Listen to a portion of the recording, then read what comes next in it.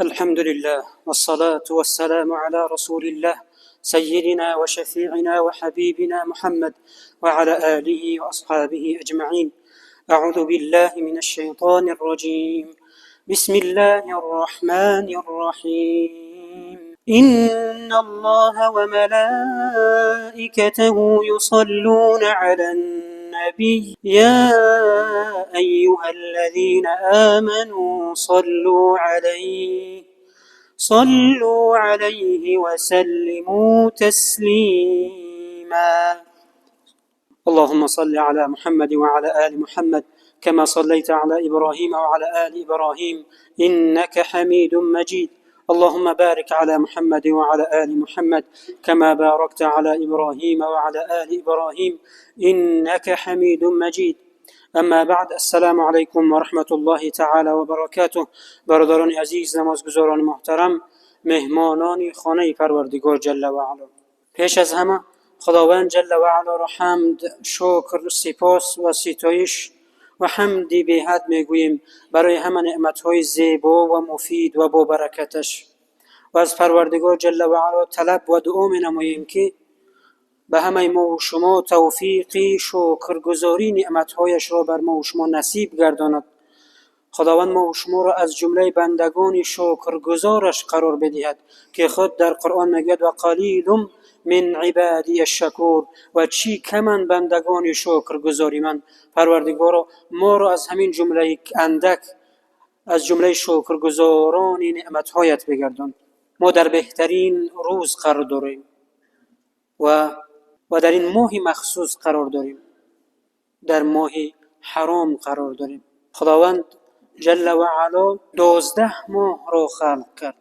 4 تا آن ماه محرم است و در آن جنگ کردن، خون ریزانیدن، فسق کردن و دعوا کردن در این 4 ماه ها اجازت نیست. خداوند جل و علا میگوید که إن عدة الشهور عند الله 12 شهرا في كتاب الله يوم خلق السماوات والأرض منها 4 حرم ذلك الدين القيم فلا تظلموا فيهن أنفسكم وقاتلوا المشركين كافة كما يقاتلونكم كافة واعلموا أن الله مع المتقين. خداوند جل و علا می فرماید شماره ماها نزد الله جل و علا از روزی که آسمان ها و زمین را آفریده است در کتاب الله جل و علا، یعنی در لوح المحفوظ 12 ماه است که جنگ و درگیری در 4 ماه آن حرام است. پس این 4 ماه کدام ماه برادران عزیزم؟ ذوالقعده، ذوالحجه و ماه محرم، که این ماه ها پیوست به یکدیگرند. و چنانکه که میدونید این ماه هایی هستند. ذوالحجه ماهی است که حاجیان از تمام عالم برای ادای مناسک حج میروند. 4مین ماهش کدام است برادران عزیزم؟ این ماهی که ما و شما قرار داریم، ماهی رجب. این است آیین استوار و راه حق. پس در این 4 ماه بر خود ستم نکنید. فلا تظلموا فیهن انفسکم. برادران عزیزم، مسلمان و مؤمن باید هر لحظه های عمرش را، هر دقیقه های عمرش را، هر ساعتی که از عمرش میگذرد، هر روز و هر ماه و هر سالش را باید غنیمت بشمارد، برای اینکه انسان خود از وقت عبارت است. خداوند جل و علا میگه ما 12 ماه را خلق کردیم. برای چی؟ برای که انسان به قدری وقت و عمرش برسد، ماها را فرق کند، روزها را فرق کند و عبادت کند و خدا را راضی کند و زندگیش را پیش ببرد.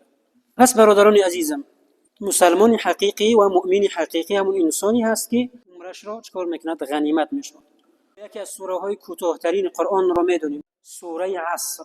خداوند جل و علا میفرماید اعوذ بالله من الشیطان الرجیم والعصر ان الانسان لفی خسر الا الذين آمنوا وعملوا الصالحات وتواصوا بالحق وتواصوا بالصبر. صدق الله العظیم.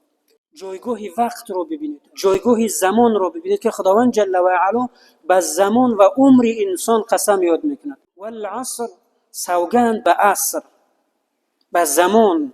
مفسرین قرآن گفتند که از عصر عمر انسان در نظر است. ان الانسان لفی خسر. خداوند جل و علا میگه به درستی که تمام انسانیت در زیانند. کدام انسان ها نجات یافتند و در زیان نیستند؟ الا الذين آمنوا، مگر آنانی که ایمان آوردند، و عملوا الصالحات، در برابر ایمانشان به پروردگار جل و علا عمل صالح انجام میدهند. با ایمان تنها انسان کامیاب نمیشه. و این معنا است که ایمانی به عمل صالح انسان کامیاب نمیشه. بعضی انسان رو میگویی که نماز بخوان، از دروغ بپرهیز، از حرام بپرهیز، فرضیت‌های الهی رو اجرا کن. چنانکه گفتم بعضی این انسان‌ها به وسوسه‌های شیطان و فتنه‌های شیطان فریفته شدن. وقتی میگویی نمازت رو بخوان، از بدیها بپرهیز، میگه چی؟ ایمان در قلب است. من در دلم خدا رو دوست می‌دارم، در دلم ایمان دارم، اما نماز نمیخوانم، اما روزه نمیگیرم، اما پدر مادرم رو احترام نمیکنم، اما به حلال ها دست نمیزنم. این انسان ناکام است. الا الذين آمنوا وعملوا الصالحات، مگر آنانی که ایمان آوردند و در برابر ایمانشان عمل صالح انجام دادند. و تواصوا بالحق، و با این دو اکتفا نکردند. مسلمان باید به حق توصیه کند، به حق راهنمایی کند. و تواصوا بالصبر، و برادرش را در مصیبت و در وزنینی و در بیماری ها تسلی بگوید، در برابر برادر مسلمانش باشد. باید انسان نعمت عمر رو، نعمت وقت رو باید چکار کند؟ قدر کند و به منفعت خیش، به منفعت ایمانش، به منفعت خانوادهش، به منفعت همسایه و محل و کشورش، وطنش باید سپری کند. باید هیچ لحظه از مسلمان، هیچ دقیقه از مسلمان باید غافلانه سپری نشود. برادران عزیزم، صحبت امروز رو با تلاوت آیت 78 سوره مبارکه نحل آغاز می نماییم و دعا میکنیم که پروردگاری قادر و توانا ما رو از جمله بندگان شکرگزار خود قرار دهد. اعوذ بالله من الشیطان الرجیم. والله اخرجكم من بطون امهاتكم لا تعلمون شيئا وجعل لكم السمع والابصار والافئده لعلكم تشكرون. بسم الله الرحمن الرحیم. و خدا شما را از شکمهای مادرانتان بیرون آورد و شما چیزهایی را نمیدانستید و برای شما شنوایی و چشمها و دلها پیدا ساخت تا باشد که شکرگزاری کنید. برادران عزیزم، ما درباره ماه رجب صحبت داشتیم. ماه رجب یکی از ماه‌های مبارک است، ماه مخصوصی برای مسلمان است. پیامبر خدا صلی الله علیه و سلم دعا کردند و گفتند اللهم بارک لنا فی رجب و شعبان و بلغنا رمضان. پروردگارا در ماه رجب و شعبان بر ما برکت بده و بلغنا رمضان، و پروردگارا ما را به ماه مبارک رمضان برسان. برادران عزیزم، کمتر از 2 ماه به ماه مبارک رمضان مانده است. برادران عزیز، پس در دعاهایمون دعا کنیم که خداوند جل و علا ما رو توفیق نصیب کند. عالمان و مفسرین میگن که هر کسی که در این 4 ماه محرم اگر کوشش کند، از خداوند توفیق طلب کند، پروردگار رو بر ما توفیقی بر طاعت نصیب فرما. اگر توفیق خداوند نباشد، انسان از پیش خود هیچ کاری کردن نمیتونه، هیچ نیکی کردن نمیتونه، هیچ عبادتی کردن نمیتونه. در هر نیکی، در هر عبادت توفیق خداوند جل و علا است. پیش از همه دعا کنیم که پروردگار رو توفیق نصیب گردون. پس میگوید علما که هر کس که در این 4 ماه ذوالقعده، ذوالحجه، محرم و ماه رجب اگر خداوند را خالصانه و بی‌ریا عبادت کند و پایبند حلال باشد، پایبند عبادت ها باشد، امید است که خداوند جل و علا در ماه‌های دیگر خداوند او را توفیق بندگی نصیب کند. در ماه رجب زیادتر عبادت کنید. حدیث ها هستند، حدیث های موضوعی درباره روزه گرفتن همون روزهایی که توصیوی شدند از جانب پیامبر خدا صلی الله علیه و سلم، در هفته روزهای پنجشنبه و روزهای دوشنبه است، روزه بداریم. تیار بشیم برای ماه مبارک رمضان. از هر انسانی، از هر برادری اگر قرض داریم، قرضهای خود را بسپاریم، خود را خلاص کنیم، خود را تیار کنیم روحاً جسماً به ماه مبارک رمضان. در آخر هفته گذشته انیخترش روز 28 دکبر همه ما پیام نوبتی پیشوای ملت پرزیدنت کشور محترم امام علی رحمان رو به مجلس عالی کشور شنیدیم. پیام پرزیدنت مملکت دورنمای رشد با ثبات کشور و راهنمای حیات و فعالیت هر یک فرد جامعه می باشد. سرور دولت در آغاز پیام نوبتی خود از تهدید و خطرهای جهان معاصر و احتمالیت تأثیر آن به حیات اجتماعی ما هشدار داده تأکید کردند که ناآرامی و نزاع‌ها در منطقه‌های گوناگون عالم، شدت گرفتن مخالفت‌های سیاسی و تحریم‌ها میان کشورهای ابرقدرت، مسلح شوی با شتاب، جنگ سرد، تغییریابی اقلیم، اینچنین کنده شدن زنجیره‌های تحویل مال و محصولات و دیگر عامل‌های بیرونی ما را وادار می‌سازد که برای پیشگیری کردن تأثیر منفی آنها به اقتصادیات کشور تدبیرهای سریع وقتی انجام. در این جاده ما را ضرور است که زمینه عملسازی هدفهای ملی امان پیش از همه امنیت ملی و رشد استواری اقتصادی را تأمین نماییم و سطح و صفت زندگی مردم را باز هم بلند برداریم. زیرا مردم ما مثل دیگر خلقهای ممالک دنیا حقوق معنوی زندگی شایسته را دارند. پیام با یک معنای دیگرش این استقلالیت سیاسی داخلی و بیرونی برای هر یک کشور است.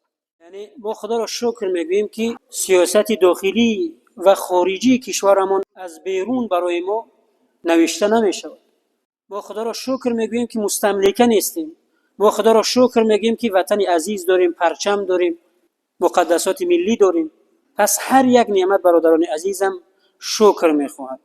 هر یک نعمت را شکرش واجب است.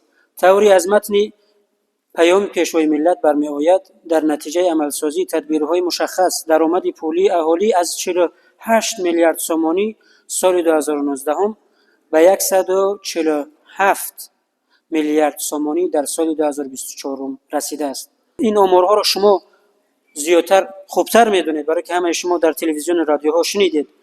تنها در 5 سال اخیر معاش وظیفوی کارمندان ساحه‌های بودجتی 4 مراتبه سال 2020 22 23 24 و در مجموع به اندازه 100% زیاد کرده شد.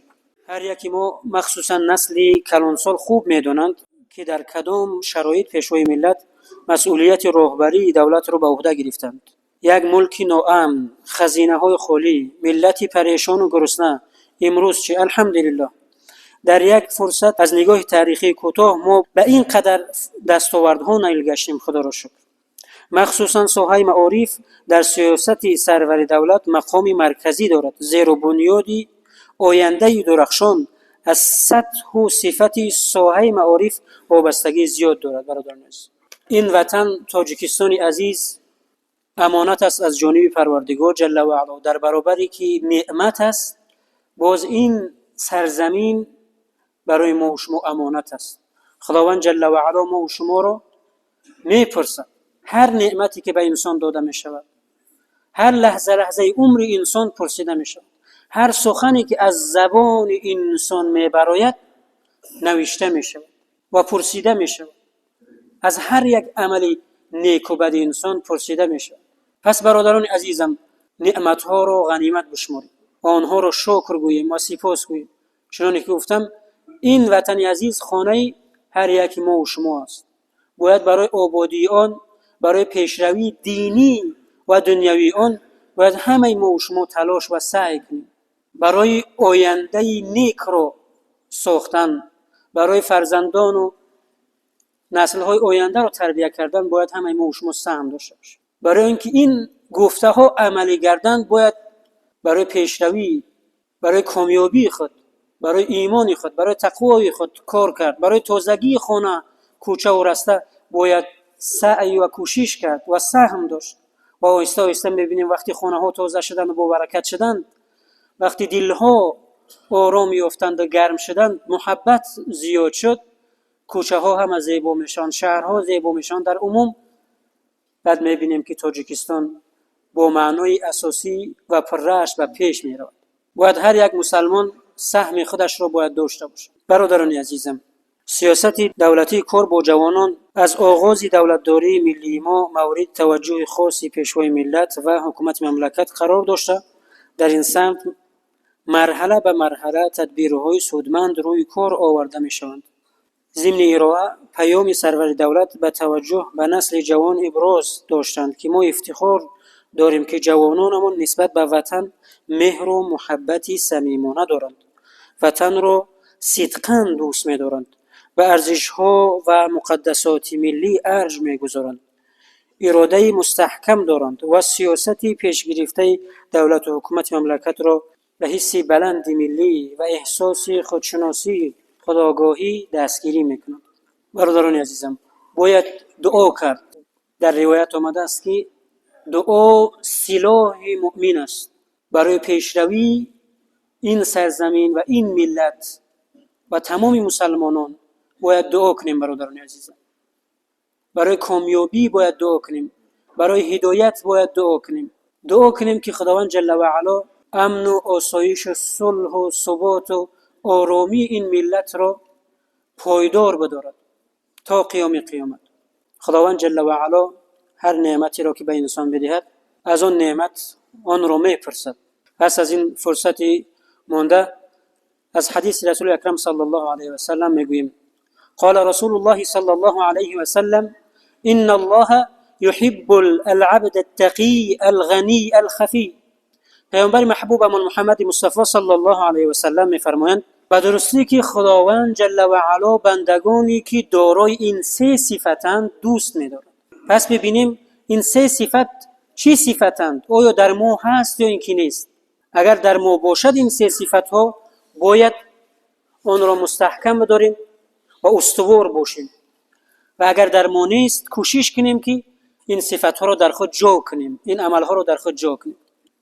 پس این صفت‌ها چی‌اند؟ التقی الغنی الخفی. التقی یعنی المتقی لله عز وجل، تقوا و پرهیزگاری. آیا در ما هست یا اینکه نیست؟ اگر در ما هست باید باز کوشش کنیم که تقوا و پرهیزگاری و خیر و نیکی همون باید زیادتر شود. از تمام حرام کرده های پروردگار جل و علا دوری جستن. پیامبر محبوبمون میگن: اتق المحارم تکن اعبد الناس. از حرام کرده های پروردگار جل و علا دوری کن، عابدترین انسان خواهی شد. چنانه که فساد و فسق و فجور را پنهان کردن حرام است، چنانه که تهمت زدن و غیبت کردن یک مسلمان، یک انسان حرام است، رنجانیدن یک مسلمان، دل یک مسلمان را شکستن حرام است، پس نماز نخواندن هم حرام است، زکات ندادن هم حرام است. درست درک کنیم، به حلال ها چنگ بزنیم و از حرام ها دوری جوییم که سبب برکت و عزتمون در این دنیا و آخرت میشه. الغنی، دومین صفتی که پیامبر محبوبمون گفتن، الغنی معنایش ثروتمند رو میگن. در هر انسانی که صفت ثروتمندی باشه، در او یک نشانه دوستداری خداوند جل و علا دیده میشه. کدام ثروت در نظر است برادران عزیزم؟ پیامبر محبوبمون میگه: الغنى ليس بكثرة العرض ولكن الغنى غنى النفس. بویگری این نیست که انسان دارایی و طلا و دارایی های زیاد و مقام ها و رتبه ها از خود کند. گفتند ثروت اساسی این نیست.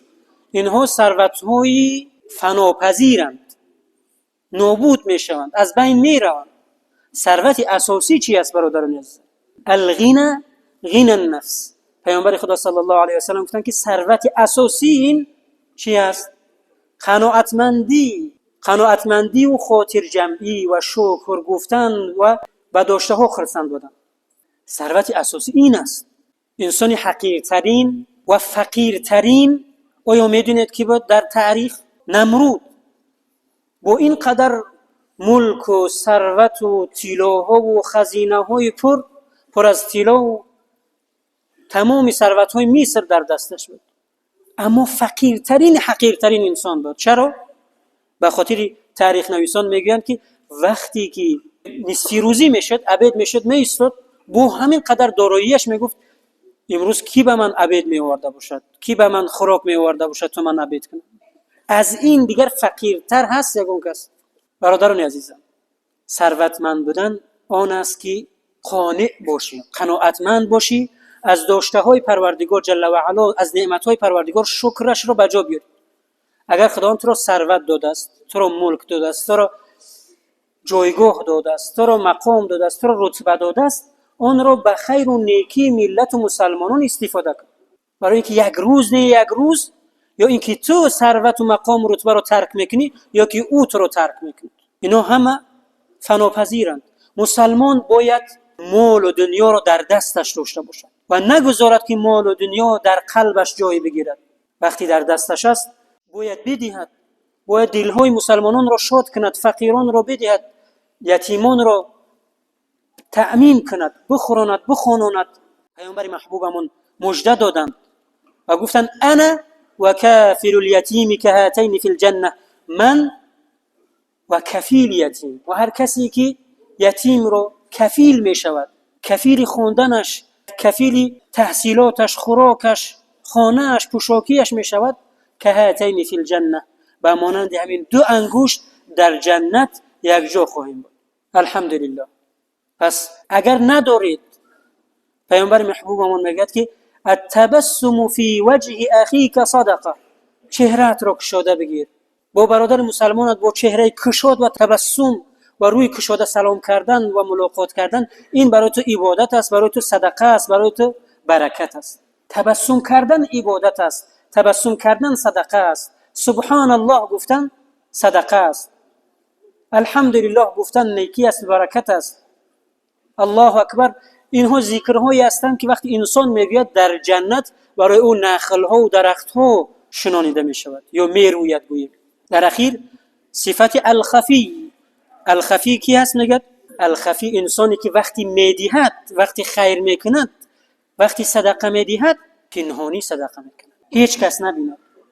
و در اون حدیثی که قدسی است میگه سبعه یظلهم الله فی ظله یوم لا ظل الا ظله، 7 گروه از مردان و زنان در روز قیامت در سایه رحمت پروردگار قرار میگیرند. یکی از آنها انسان‌هایی هستند که با دست راستشون نیکی میکنن، صدقه میکنن، دست چپشون نمیفهمند.